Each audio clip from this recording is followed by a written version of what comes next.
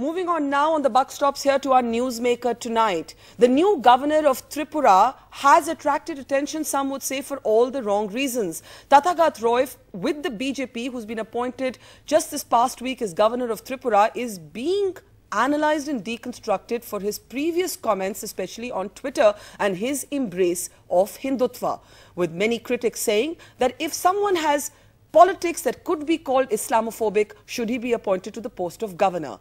We're joined now by Tathagata Roy. Thank you. I should have been saying congratulations, but instead you find yourself in the headlines for controversial reasons. Let me start by asking you, do you worry that these tweets will follow you into the governor's office? Instead of the news talking about the appointment of you as governor, it's only talking about previous controversies. It may follow me. It depends on the persons who are trying to follow it, but I am not unusually perturbed. Okay. See, the point is, a person must understand that when a political person assumes a constitutional responsibility, he leaves his politics behind him.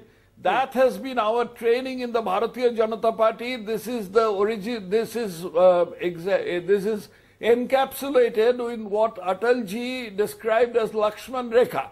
We observe that a Lakshman Rekha. And therefore, while I cannot disown my beliefs, I am not disowning what I had said earlier. I will say that while I am discharging my constitutional responsibilities, these things will have no part to play. So you're saying that you're not disowning any of your previous comments, any of your stated positions, any of your old politics? Not one bit. Not one bit. Okay. So you stand by everything you said? Not one bit. I'm not disowning it. I'm not regretting it. I'm not saying that I don't have these beliefs. Just like parentage, one can't disown or one can't leave behind one's beliefs.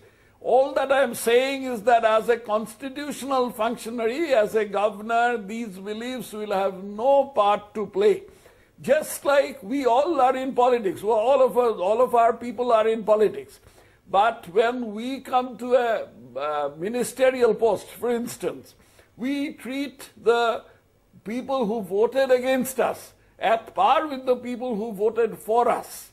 Why? Because the Constitution says so. Because this was, as I said, this is what was encapsulated by Atalji by saying that this is Lakshman Rekha. We observe, we respect that Lakshman Rekha. But Tathagata Roy, your tweets, for example, welcoming the BJP campaign on Love Jihad in Uttar Pradesh, talking about an Islamic takeover of West Bengal, some would say that if you believe these things as strongly as you seem to do, they will colour your decisions as governor. There is an elected government in Tripura. The elected government will do its duty. I will step in only if there is a constitutional crisis. If there is none, then I shall be guided. Nominally as a governor, I shall be guided by the advice that is given to me by the Chief Minister. But Mr. Roy, the comments that you made on Twitter on the 2002 riots in Gujarat, where you are quoted as saying that this was an example of Hindus not running away. Now, this has attracted the most media scrutiny. Hypothetically, tomorrow, if there was a riot in the state you were governor of, would you see it the same way? I could absolutely be objective. The problem of objectivity is with the person who have been beating this 2002 drum, as if there have been no riots before 2002, as if Muslims have not died in those riots. Remember the Bhagalpur riots? Remember the Bhiwandi riots? In whose regime did these riots take place? Was it Narendra Modi's regime? And who died in these things? Didn't Muslims die? But why does everyone beat the 2002 drum? Secondly, the 2002 riots started with the killing of pilgrims from Ayodhya at Godhra station. And thereafter, the aftermath that followed, Narendra Modi put it down with the utmost sincerity and speed. So 2002 riots were very, very unfortunate, most undesirable. But we look upon 2002 riots as an example of Raj Dharma being observed by Narendra Modi. That is what I tried to convey through my tweets. But your tweets spoke of Hindus not running away. What did that mean? Hindus not running away means literally Hindus not running away. What else? Hindus not taking it lying down. What had happened was the killing of 57 totally guileless, totally guiltless Hindu pilgrims returning from Ayodhya, among whom there were women, there were children, as if that is of no consequence.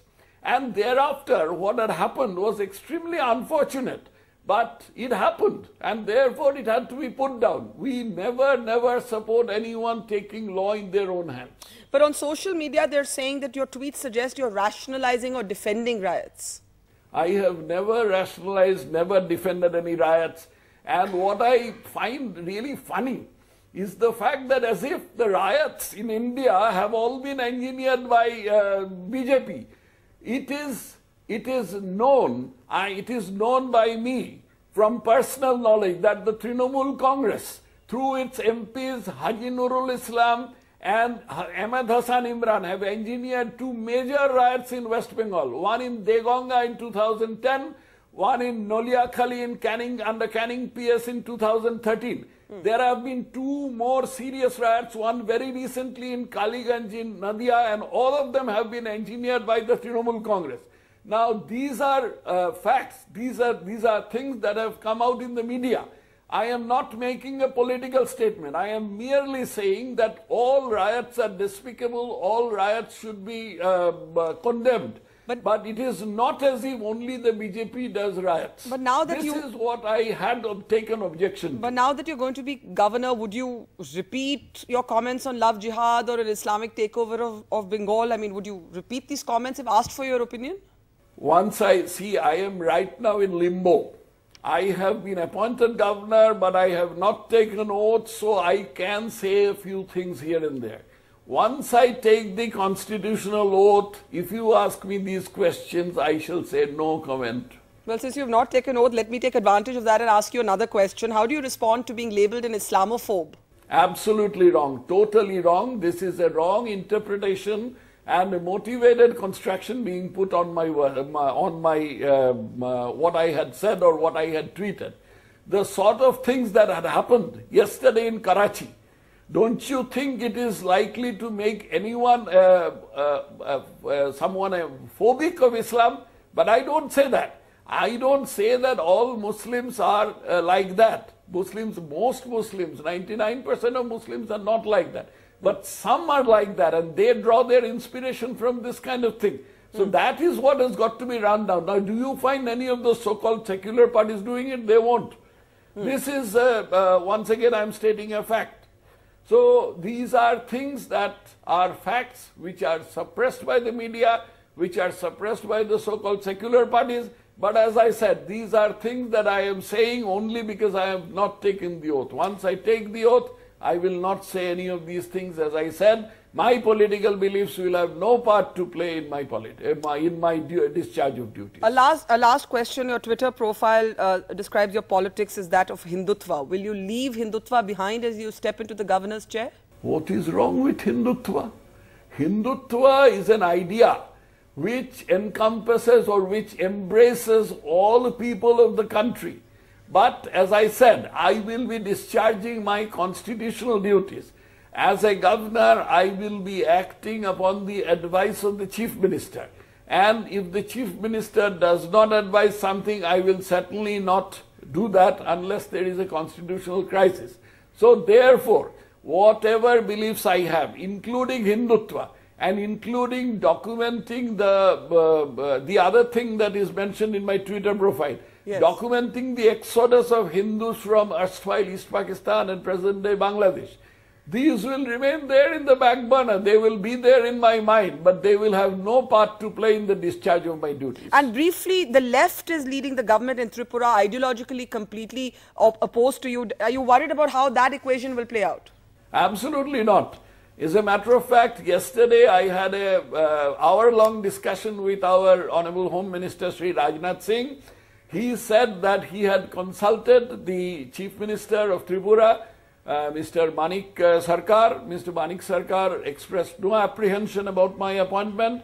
I also do not have the slightest apprehension of the being at loggerheads with the CPM government. It's an elected government, constitutionally elected government. It has not come through armed revolution. And therefore, it will be my duty to go by the advice of that chief minister. Besides, I might just add something, that I have personal ties with Tripura. You know, the place in Bangladesh from where my ancestors came is just 16 or 20 kilometers from Agartala, just across the border, in a place called Brahmanbaria in Bangladesh. All right, Tathagata Roy, provocative there and not holding back, something you said you would do after you are officially sworn in as governor. Thank you for talking to us.